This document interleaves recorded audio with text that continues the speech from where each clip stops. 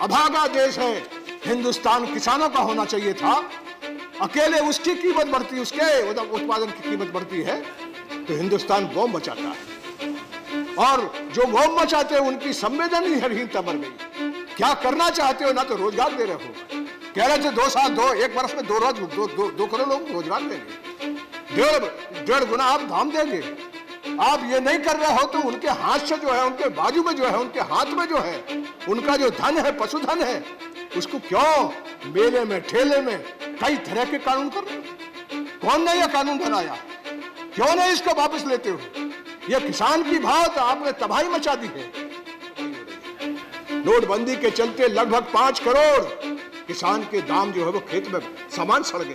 धर्म जब राजनीति पर हावी हो जाता है और राजनीति जब धर्म पर हावी हो जाती है, दोनों मायने में गड़बड़ हो जाता है, दोनों मामले में मुल्क और शौक को। यह है बाजू में पाकिस्तान है, अफगानिस्तान है, सीरिया है, इराक। हमने आजादी जो है वो ये मुल्क बांट के इसको यहां कैद खाने में बदला है। आप इसके बाद किस तरह से तबाही और किस तरह की बर्बादी करना चाहते हैं? ये गाय का मामला कौन ने उठाया, क्यों उठाया, क्यों नहीं उठा? पहले ये कौन है रोज ये गाय का सवाल उठाने वाले लोग? पहले ये सवाल नहीं था, पहले कभी हुआ था? फिर बीच में लगभग 60 बरस हो गया, कोई ने कुछ नहीं कहा। किसान जो आत्महत्या कर रहा है, 12,000 किसान हर साल आत्महत्या कर रहा है।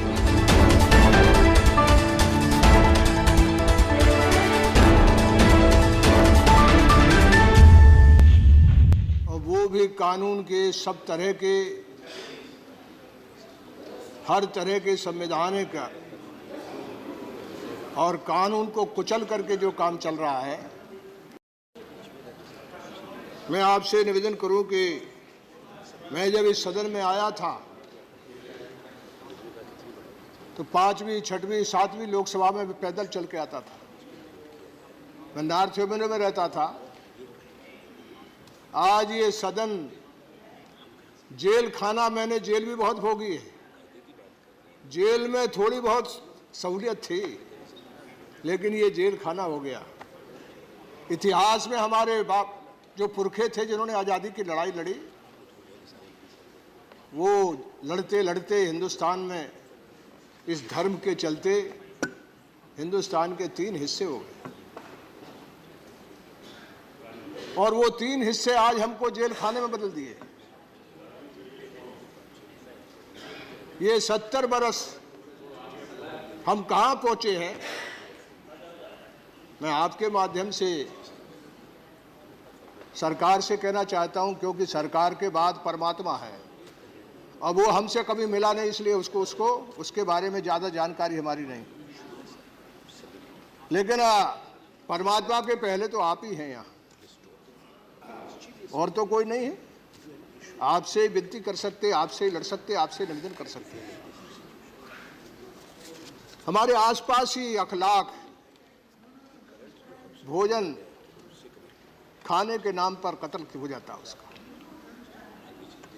पहलू खान, जुनैद, नजीब, जवाहरलाल नेहरू यूनिवर्सिटी का जो नौजवान है, हिंदुस्तान हम लोग कहाँ खड़े हैं? वो जिंदा जवाहरलाल नेहरू यूनिवर्सिटी में जो नौजवान पढ़ता था, वो जिंदा गायब हो गया है। अदालतें लगी हैं उसको खोज करने में, यहाँ की पुलिस लगी थी, अब CBI लगी है। पहलू खान,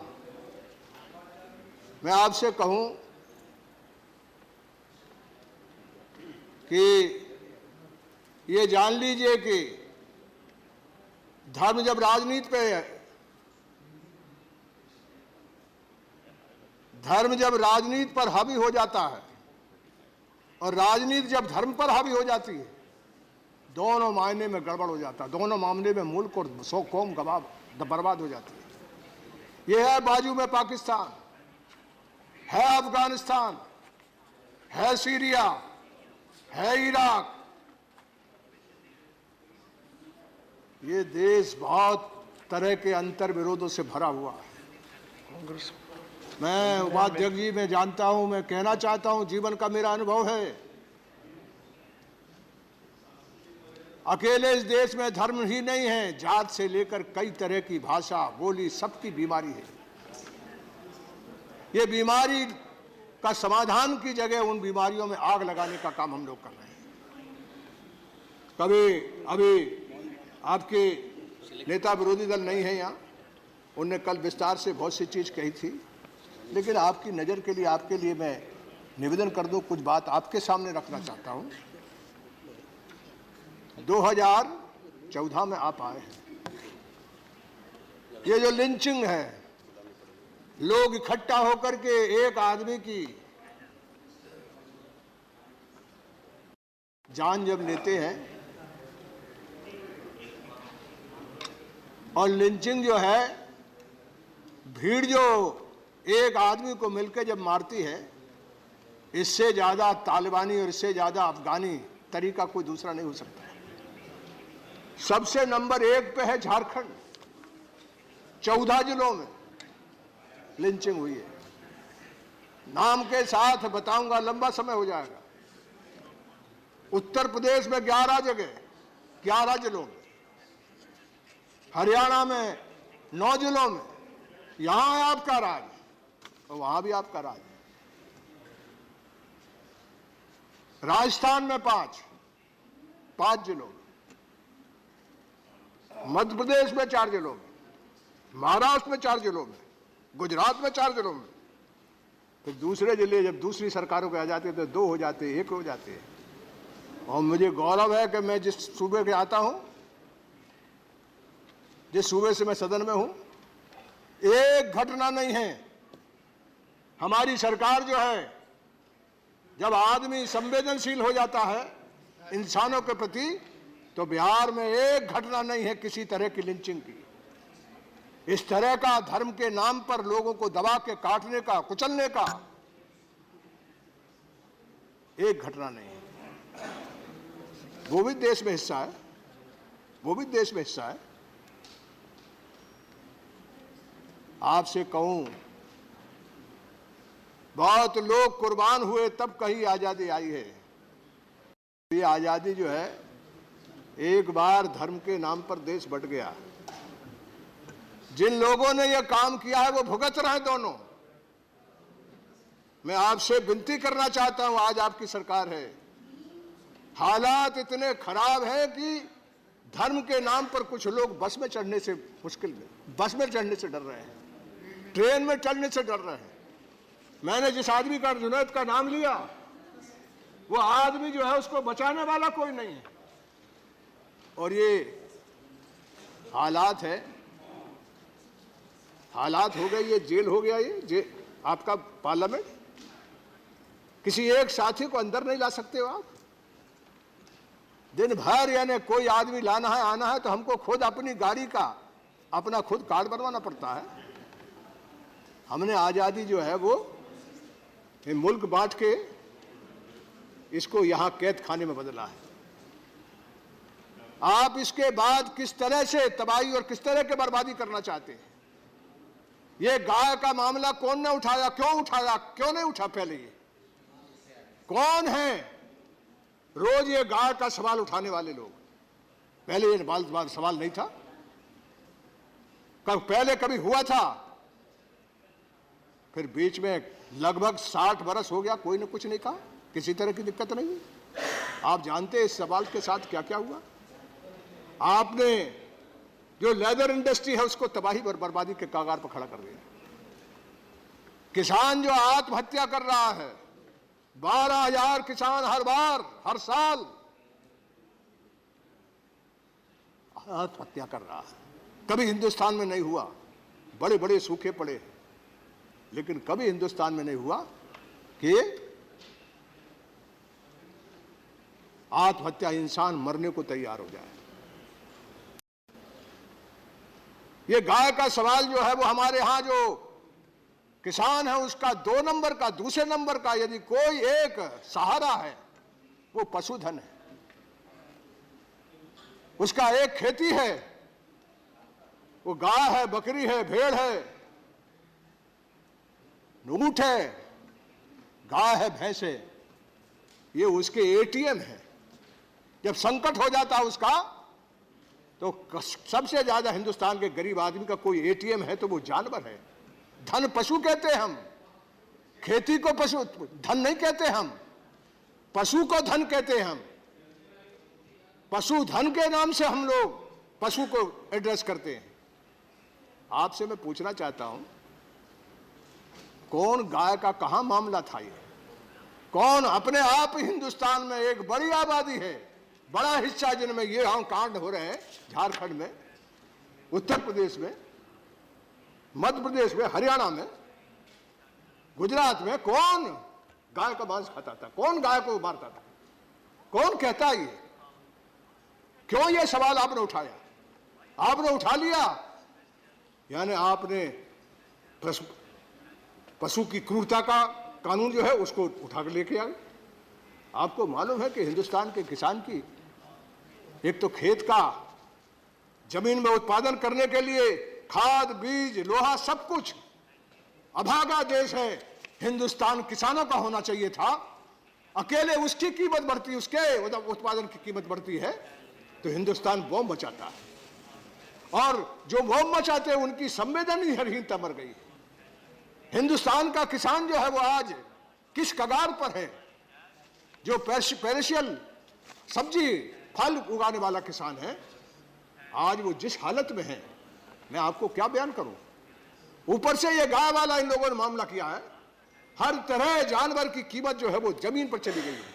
खेती के उत्पादन की जो है वो जमीन, वो दाम भी नीचे हो गया, और जो पशुधन था उसके दाम भी नीचे चले गए। जो उसका एटीएम था वो भी नीचे चला गया।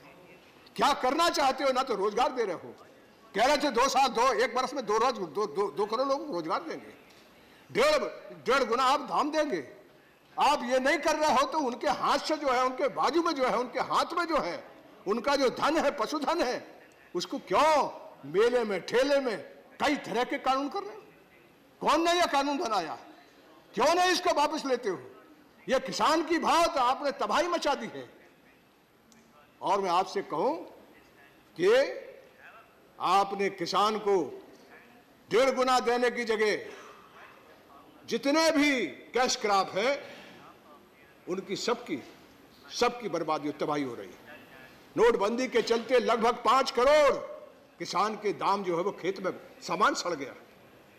इसी तरह से दलित का मामला, हमारा एमपी है, वो क्या कहते हैं, अली अनवर, ये मेवात, 2 मिनट इनको दे दीजिए। मेवात जहां महात्मा जी भूख हड़ताल में बैठ गए थे, वो सब पाकिस्तान जा रहे थे। वो सब लोग 100-150 बरस पहले यहाँ के किसान, मजदूर, जाट, गुजर, अहीर वही बने हैं। वो दिवाली मनाते हैं, वो होली मनाते थे, वो हमारे जैसा कपड़ा पहनते थे। वही उसी जगह का आंदोलन में ये हमारा अनिवार्य गया था। वो 1 मिनट, उसको 2 मिनट जरूर देने थे, दर्द से भरा हुआ है। आप जो है वो दलित के साथ, ये दलित के 1-2 मिनट में मेरी बात जरूर सुन लीजिए। ये जो सहारनपुर में हुआ है, उत्तर प्रदेश में हुआ है, ये 2 तारीख को, 2 मई को सिमलाना गांव है। यहां जो ऊंचा और नीच का बड़ा मामला है, मैं उसमें बोलूंगा तो और कलह बढ़ेगी। धर्म के आधार पर तो कलह है ही, जात का भी इस तरह का कलह बढ़ रहा है कि यहां कुछ दबंग लोग इकट्ठा होते हैं। इस मीटिंग में स्थानीय सांसद रहता है, एक फूलन देवी को मारने वाला, उसको मैरोल मिलता है, वो उस मीटिंग में रहता है। और उन लोगों की मीटिंग का नतीजा होता कि 5 तारीख को जब वो निकलते हैं तो पूरे गांव में आग लगा देते हैं। मां, बहन, बेटी के साथ में बोल नहीं सकता जो करते हैं वो लोग। सरकार एक दिन भी जिन पूरे गांव को जला दिया, 1/5 आबादी, 5वां भाग, 20% लोग दलित और आदिवासी, उनके साथ जुल्म हो गया। वो अभी है मेरे साथ चलो, एक की FIR दर्ज नहीं हुई, एक की FIR दर्ज नहीं हुई। और वो लोग जब प्रतिकार के लिए किसी होटल में ठहरे आपके सहारनपुर में, तो एक राणा प्रताप हॉस्टल है, उसमें लोग ठहर गए, आगजनी हुई, एक भी FIR उपाध्यक्ष की नहीं हुई है, एक भी उपद्रव नहीं हुई। ये चंद्रशेखर जो नौजवान आजाद है, आज उसके साथ 50 लड़के बंद हैं। मैं आपके माध्यम से कहना चाहता हूं कि उनको सारे इलाके में जो लोग होशमंद हो गए और जो कहते हो सेना, अरे सेना तो कानून के अंतर्गत आपको बंद करना है, कोई भी सेना बने उसको रोकने का काम आप कर सकते हो, लेकिन उन नौजवानों को चारों तरफ कई तरह के केस लगा करके आप उनको उनके साथ जुल्म और जाति और कुचलना चाहते हो। हजारों बरस से कुचलते रहे, आप फिर कुचलना चाहते हो। मैं कहना चाहता हूं आपके माध्यम से पूरे देश से, यदि उन नौजवानों के साथ पूरे देश में ऊना से लेकर ये रोहित वेमुला, बाबा साहब जिंदगी भर लड़े, कभी मौत तक नहीं गए, मगर रोहित वेमुला बोलता है मेरा जन्म ही मेरा गुनाह है। ये हमारी आजादी का मायने निकला।